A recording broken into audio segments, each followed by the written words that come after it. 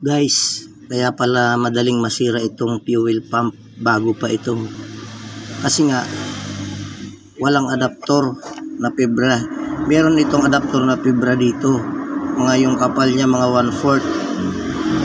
Para itong tosher niya, pag ikot ng camshaft, ang camshaft niya nandito sa loob, sa may block.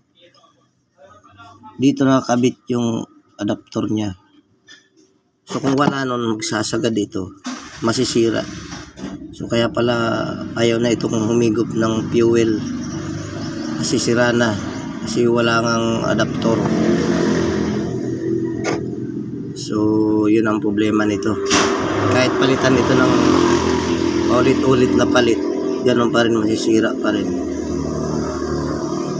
Dahil wala ang adaptor dito. So kailangan mahanapan ito ng adaptor. Napaka-importante kasi nun. Kasi pag wala yun, sasagad ito eh.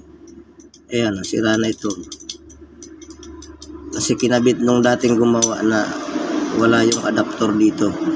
Dito nakakabit yung adaptor. So ganito ang resulta niyan. Bago pa, sira na.